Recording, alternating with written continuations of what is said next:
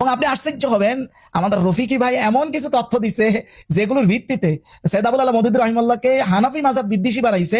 একই মতামত হানাফি মাযহাবের একাধিক বড় পর্যায়ের ইমামরা একই মতামত দিচ্ছেন, কিন্তু সৈয়দ আবুল আলা মওদুদীর ক্ষেত্রে ওটা বিদ্বেষ বলে দিছে। আমাদের রেজওয়ান রফিকি ভাই সৈয়দ আবুল আলা মওদুদী রাহিমাহুল্লাহর বিরোধিতার একটা সুযোগ বা টোপ হিসাবে হানাফি মাযহাবের বিরোধিতাকে নিয়ে আসছে, যে সৈয়দ আবুল আলা মওদুদী রাহিমাহুল্লাহ নাকি হানাফি মাযহাবের বিরোধিতা করেছে।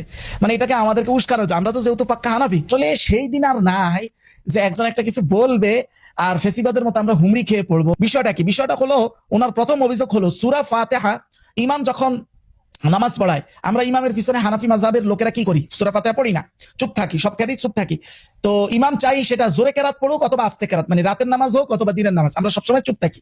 তো এই মাসালায় উনি এখানে রেফারেন্স করেছেন রাসাইল মাসাইল 1 নম্বর খণ্ড 152 নং পৃষ্ঠার বর্ণনায় মাওলানা মওদুদী রাহিমাহুল্লাহ বলতেছেন যে ফাতিহা খালফি ইমাম, ইমামের পিছনে সূরা ফাতিহা পড়া না পড়া নিয়ে যে একটা বিতর্ক আছে মাযহাবের ইমামগণের মধ্যে, এই ক্ষেত্রে সৈয়দ আবুল আলা মওদুদী রাহিমাহুল্লাহ এই ক্ষেত্রে বলতেছেন जो कुछ मैंने तहकीक किया है, যে আমি এই বিষয়ে যতটুকু তাহকিক করেছি, সহি মাসলাক ইয়ে হয় কে, উনি বলেন যে সবথেকে সহি কথা হলো এটা, जब ইমাম বা আওয়াজ বুলন্দ পড় রাহা হো, ইমাম সাহেব যখন জোরে কেরাত পড়বেন, যেমন মাগরিব, এশা, ফজর, তারপরে জুমা, এগুলো, তখন উচিত হলো যিনি মুসল্লি থাকবেন তিনি চুপ থেকে শুনবেন, তিনি আর কোনো সূরা ফাতিহা পড়বেন না ইমামের পিছনে। কিন্তু যখন ইমাম আস্তে পড়ে, যখন শোনা যায় না, যেমন জোহর, যেমন আসর, তখন মুসল্লি তার উচিত হলো সূরা ফাতিহাটা নিজে নিজে পড়া। আচ্ছা, এই মতামতটা কে দিয়েছেন? মাওলানা মওদুদী রাহিমাহুল্লাহ। আমরা এবার পাটে পাটে এর রহস্য ভেদ করব ইনশাআল্লাহ। আসেন এই মাসলার আগে পার্থক্যটা বুঝি। আমাদের ইমাম আবু হানিফার বক্তব্য ছিল যে সবসময়, প্রথমেই যেটা বলছি, ইমাম জোরে পড়ুক আস্তে পড়ুক, সবসময় আপনি পড়বেন না, চুপ থাকবেন, শুধু চুপ থাকবেন, আর যদি ইমাম জোরে পড়ে চুপ থেকে শুনবেন। কিন্তু এই বিষয়ে ইমাম শাফিঈ সহ অন্যান্য মাযহাবের মতামত পুরো উল্টা।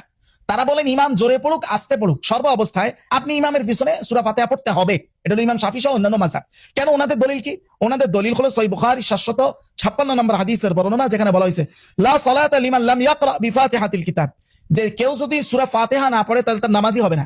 এই হাদিস থেকে ইমামের পিছনেও সূরা ফাতিহা পড়াকে লাজিম করেছেন ইমাম শাফিঈ সহ অন্যান্য মাযহাব। কিন্তু এই বক্তব্যের বিপরীতে হানাফি মাযহাব যেটা বলে যে কখনোই পড়বেন না, ইমামের পিছনে পড়বেন না, একা নামাজ পড়লে পড়বেন কিন্তু ইমামের পিছনে কখনোই পড়বেন না। এই বিষয়ে আমাদের প্রথম দলিল হলো কোরআনের দলিল। আসেন সূরা আরাফের 204 নম্বর আয়াত আল্লাহ তাআলা বলতেছেন ওয়াইদা কুরিআল কুরআন ফাসতামিউ লাহ, যখন কোরআন পড়া হয় তখন তোমরা সেটা শুনো, ওয়া আনসিতু, এবং চুপ থেকে শুনো। এই আয়াতটা বোঝা যাচ্ছে যে ইমাম যখন জোরে জোরে কেরাত পড়বেন, শোনা যাবে, তখন অবশ্যই সেই শোনাটা হলো ওয়াজিব, পড়াটা না। কিন্তু এই দলিলটা তো আমাদের হানাফি মাযহাবের অর্ধেক দলিল হয়, মানে হলো যখন ইমাম জোরে কেরাত পড়তেছে আপনি শুনতেছেন, তো এই আয়াতে বলা হচ্ছে যে কোরআন পড়া হলে তোমরা চুপ থেকে শুনো। তাহলে যখন ইমাম পড়তেছে তখন শুনতে হবে। তাহলে কোন কেরাতের ক্ষেত্রে শোনা যায়? যেমন মাগরিব, এশা, ফজর। কিন্তু যেগুলোর ক্ষেত্রে শোনা যায় না ওগুলোর ক্ষেত্রেও চুপ থাকতে হবে। ওই ক্ষেত্রে আবার এই আয়াতটা কি হইতেছে না? দলিল হইতেছে না। তখন এই দলিল হিসাবে আবার আমরা আরেকটা হাদিস আনছি, বাকি অর্ধেকের দলিল হিসাবে আরেকটা হাদিস। হাদিসটা হলো মান কানা লাহু ইমামুন ফাকিরাতুল ইমাম লাহু কিরাআহ, যে যেই ব্যক্তি ইমামের পিছনে নামাজ পড়তেছে, ইমামের কেরাতটাই তার কেরাত, মানে ইমামের কেরাত পড়াটাই মুসল্লির কেরাত হিসাবে গ্রহণযোগ্য হবে। এটা হলো হাদিস। তো এই হাদিস ধরলে তো যেখানে চুপ করে ইমাম সাহেব চুপি চুপি জোহর আসর ফাতিহা পড়তেছে, ওই জায়গাও ওনার কেরাতটাই যেহেতু আমার কেরাত হয়ে যায়। তো এই ক্ষেত্রে আর তাহলে ওই যে শুরুতে যে হাদিসটা ওই হাদিসটাকে আপনি তাহলে কি বলবেন, যেখানে রাসূল বলছেন সূরা ফাতিহা না পড়লে নামাজই হবে না? তখন ওনারা বলেন যে তাহলে সূরা ফাতিহা না পড়লে নামাজ তো হবে না, ঠিক তো ওই সূরা ফাতিহা তো ইমাম পড়তেছে, এটা হলো মতামত। কিন্তু ব্যাপার হলো এই যে লাস্ট যে হাদিসটা বললাম, যেটা হানাফি মাযহাবের লাস্ট দলিল বা বাকি অর্ধেকের দলিল, এই হাদিসটা কিন্তু অনেক কিতাবে আসছে। কোন কোন কিতাবে আসছে দেখেন, মুয়াত্তা মালিক আসছে, মুস্তাদে আহমদে আসছে, সুনান ইবনে মাজাহ আসছে, তাওয়াবি শরীফ আসছে, আরো একাধিক কিতাবে আসছে। কিন্তু ব্যাপার হলো যত কিতাবে হাদিসটা আসছে, মুহাদ্দিসিনে কেরামের টোটাল কথা হলো যত জায়গায় যতভাবে হাদিস আসছে সব জায়গার বিবেচনায় এই হাদিসটা সহিহ না। আপনি কি বুঝতে পারছেন? এটা আমার দাবি করলে তো হবে না। আসেন একটা একটা করে এই মুহাদ্দিসিনে কেরামের এই হাদিসের ব্যাপারে মূল্যায়নটা দেখি। এই হাদিসটা আগে সহিভাবে টিকলেই তো আমরা হানাফি মাযহাব এটাকে স্ট্রং দলিল হিসেবে ধরবো। আমি ইমাম বুখারী হাদিসের কিং যিনি, উনি বলতেছেন হাযা খবরুন, এই হাদিসের ক্ষেত্রে উনি বলতেছেন লাম ইয়াসবুত ইনদা আহলিল ইলম মিন আহলিল হিজাজ ওয়া আহলিল ইরাক ওয়া গায়রিহিম লিইরসালিহি ওয়া ইনকিতাইহি। উনি বলেন যে হাদিসটা আহলে ইলম মুহাদ্দিসিনে কেরামের কাছে হাদিস হিসেবে প্রমাণিতই না, কারণ এই হাদিসটা আহলে হিজাজ অথবা আহলে ইরাক এদের কাছ থেকে যে প্রমাণিত অথবা অন্য কারো কাছ থেকে এটা প্রমাণিত না। কারণ এই হাদিসের রেওয়ায়াত বা চেইনের মধ্যে, রেওয়ায়াত বা চেইন এই সনদের মধ্যে দুইটা বড় সমস্যা। একটা সমস্যা হলো ইরসাল, এটা হলো হাদিসটা মুরসাল মুনকাতি ওয়া ইনকিতাহি। এই কথাটা ইমাম বুখারী বলেছেন খায়রুল কালাম ফিল কিরাআহ খালফ আল ইমাম, এই কিতাবের 9 নং পৃষ্ঠায়, যে কিতাবটা মাকতাবাতুল ঈমান থেকে ছাপানো হয়েছে এবং এটা দ্বিতীয় এডিশন অনুযায়ী আমি বলতেছি, এইটা হলো 1405 হিজরিতে দ্বিতীয় এডিশন প্রকাশ পায়। আসেন এরপরে আরেকজন ইমাম আল মাজদ ইবনে তাইমিয়া। আচ্ছা, মাজদ ইবনে তাইমিয়াকে, মাজদ ইবনে তাইমিয়া হলো ইমাম ইবনে তাইমিয়া, ওনার দাদা অনেক বড় আলেম ছিলেন। উনি ওনার কিতাব মুনতাকা আল আখবার এর 700 নং পৃষ্ঠায় এই হাদিসের কথা এভাবে বলতেছেন যে ওয়াকাদ রুইয়া মুসনাদান মিন তুরুকিন, এই হাদিসটা একাধিক রোডম্যাপ ব্যবহার করে একাধিক সনদে আসছে, কিন্তু সবগুলো সনদ মানে কুল্লুহা একবারে সব সনদ দাইফ, মানে দুর্বল, মানে গ্রহণযোগ্য না। এবার আটটু সামনে আসেন, ক্বালা ইবনুল জাওজি, ইমাম ইবনে জাওজি বলতেছেন লিহাযাল হাদিস তুরুকুন, এই হাদিসের একাধিক পথ আছে, মানে পথ মানে হলো চেইন সনদ, কিন্তু যেমন কার কাছ থেকে আছে আন জাবিরিন, হাদিসটা হযরতে জাবের থেকে বর্ণিত, আলী থেকে বর্ণিত, ইবনে ওমর থেকে বর্ণিত রাদিয়াল্লাহু আনহুম আজমাইন, ইবনে আব্বাস থেকে বর্ণিত রাদিয়াল্লাহু আনহুমা, ইমরান বিন হুসাইন থেকে বর্ণিত, এতগুলো সাহাবী থেকে বর্ণিত, কিন্তু সমস্যা হলো লাইসা ফিহা মা ইয়াসবুত, কিন্তু একটা রিওয়ায়াতের মধ্যে এতটুকু গ্রহণযোগ্যতা নাই যে এটাকে প্রমাণ করে যে এই রিওয়ায়াতটা সহিহ, মানে সবগুলো রিওয়ায়াত থেকে এটা দাইফ, এটাই প্রমাণিত 100% হয় না যে এটা এই সাহাবীরা বর্ণনা আসলে করেছেন। ইমাম ইবনে জাওজি এই কথাটা বলেছেন আল ইলাল আল মুতানাহিয়া, এই কিতাবের 1 নম্বর খণ্ড 428 নং পৃষ্ঠায়।